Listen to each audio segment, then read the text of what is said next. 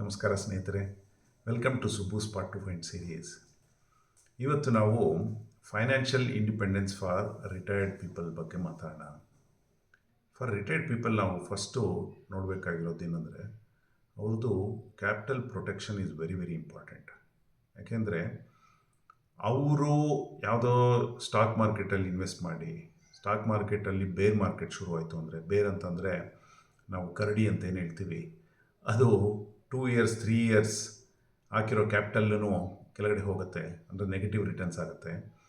ಅದ್ರ ಜೊತೆಗೆ ಅದನ್ನು ನಂಬಿಕೊಂಡು ಮಂತ್ಲಿ ಎಕ್ಸ್ಪೆನ್ಸಸ್ ಆಗೋದಿಲ್ಲ. ಇಲ್ಲಿ ರಿಟೈರ್ ಆಗಿರೋರಿಗೆ ಫಸ್ಟು ಕ್ಯಾಪಿಟಲ್ ಪ್ರೊಟೆಕ್ಷನ್ ನಂಬರ್ 1. ಸ್ವಲ್ಪ ಇಂಟ್ರೆಸ್ಟ್ ಕಮ್ಮಿ ಬಂತು ಅಂದ್ರೂ ಓಕೆ, ಬಟ್ ಸೇಫ್ ಅವೆನ್ಯೂಸಲ್ಲಿ ಅವ್ರು ಇನ್ವೆಸ್ಟ್ ಮಾಡಬೇಕಾಗತ್ತೆ. ಸೊ ಅದರಿಂದ ಇಲ್ಲಿ ನಾವು ನೋಡಬೇಕಾಗಿರೋದೇನೆಂದರೆ, ಫೈನಾನ್ಷಿಯಲ್ ಇಂಡಿಪೆಂಡೆನ್ಸಲ್ಲಿ ನಮಗಿಂತಲೂ ಮುಂದಕ್ಕೆ ಯಾರೋ ಒಬ್ರು ಇರ್ತಾರೆ. ಇದು ಹೆಂಗೆ ಅಂತಂದರೆ ಹೈವೇಲಿ ಟ್ರಾವೆಲ್ ಮಾಡ್ದಂಗೆ, ನಾವು ಎಷ್ಟೇ ಜನನ್ನ ಓವರ್ಟೇಕ್ ಮಾಡ್ಕೊಂಡು ಮುಂದಕ್ಕೆ ಹೋದಾಗ್ಲೂ ನಮ್ಮ ಮುಂದೆ ಯಾರೋ ಒಬ್ರು ಇದ್ದೇ ಇರ್ತಾರೆ. ಅದೇ ರೀತಿ ನಮ್ಮನ್ನೂ ಸುಮಾರು ಜನ ಓವರ್ಟೇಕ್ ಮಾಡ್ಕೊಂಡು ಹೋಗ್ತಾ ಇರ್ತಾರೆ. ಸೊ ಇದು ಹೇಗೆ ಅಂದರೆ, ಅವ್ರು ಯಾವಾಗ ಸ್ಟಾರ್ಟ್ ಮಾಡಿದ್ರು ಅವ್ರದ್ದು ರಿಸ್ಕ್ ಟೇಕಿಂಗ್ ಅಪಿಟೇಟ್ ಏನಿದೆ, ಅದ್ರ ಜೊತೆಗೆ ಅವ್ರು ಯೂಸ್ ಮಾಡ್ತಿರೋ ವೆಹಿಕಲ್ ಏನು, ಇದೆಲ್ಲ ಡಿಫರ್ ಆಗುತ್ತೆ. ಅದರಿಂದ every person is unique.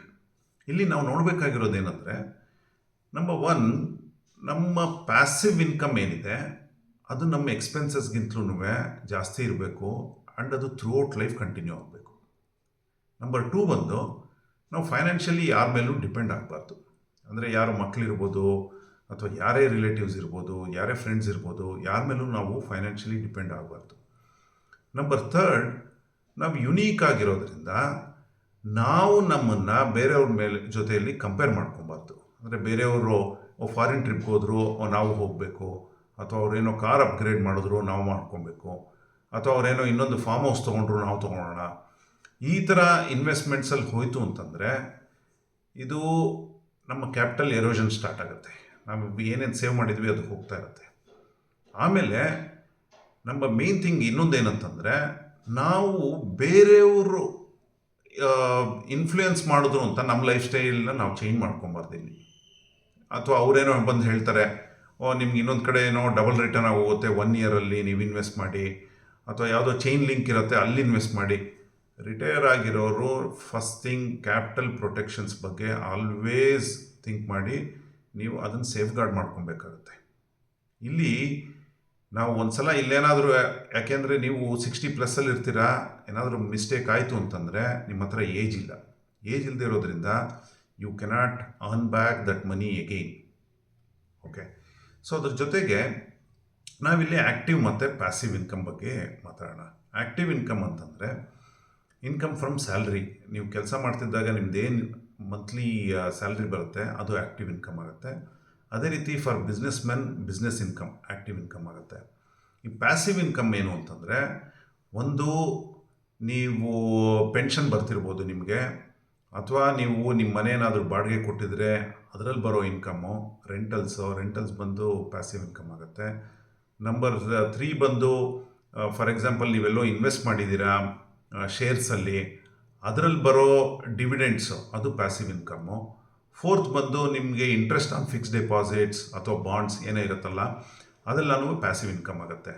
So ಈ ಇನ್ಕಮ್ಮು ನಿಮ್ಮ ಎಕ್ಸ್ಪೆನ್ಸ್ಗಿಂತಲೂ ಜಾಸ್ತಿ ಇರಬೇಕು ಆಲ್ವೇಸ್. ಅದ್ರ ಜೊತೆಗೆ ಇದು ಆ ಗ್ಯಾಪ್ ಕೂಡ ಅಷ್ಟೇ ಜಾಸ್ತಿ ಇರಬೇಕು. ಯಾಕೆಂದರೆ ಇವತ್ತು ಫಿಕ್ಸ್ಡ್ ಡೆಪಾಸಿಟ್ಸಲ್ಲಿ ನಿಮಗೆ 6 to 7% ಬರ್ತಿರ್ಬೋದು, ಅಥವಾ post tax it may be around 6% ಅಂದ್ಕೊಳ್ಳಿ. But in 10 years from now it will not be same, it will reduce further. Maybe 30 years from now it may be as good as 2%. We never know. ಯಾಕೆಂದರೆ fixed deposits ಮೇಲೆ interest almost 14% ಇತ್ತು about 35 years back. ಅದಕ್ಕೆ compare ಮಾಡಿದ್ರೆ ಈಗ we are in between 6 and 7 or maybe 8% ಆ ರೇಂಜಲ್ಲಿದ್ದೀವಿ. So it will reduce further. ಆದ್ದರಿಂದ ನಾವು ಏನು ನಮ್ಮ ಪ್ಯಾಸಿವ್ ಇನ್ಕಮ್ ಇದೆ ಅದಕ್ಕೆ ಕಂಪೇರ್ ಮಾಡಿದ್ರೆ ನಮ್ಮ ಎಕ್ಸ್ಪೆನ್ಸಸ್ ಭಾಳ ಕಂಟ್ರೋಲ್ ಇರಬೇಕು.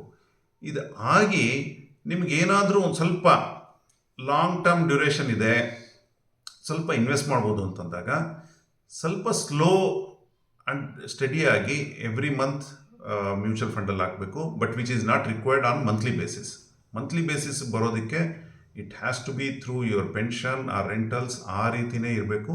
ಇಲ್ಲ ಅಂತಂದರೆ ಭಾಳ ಕಷ್ಟ ಆಗುತ್ತೆ. ಸೊ ಅದಕ್ಕೋಸ್ಕರ I wanted to talk about this topic.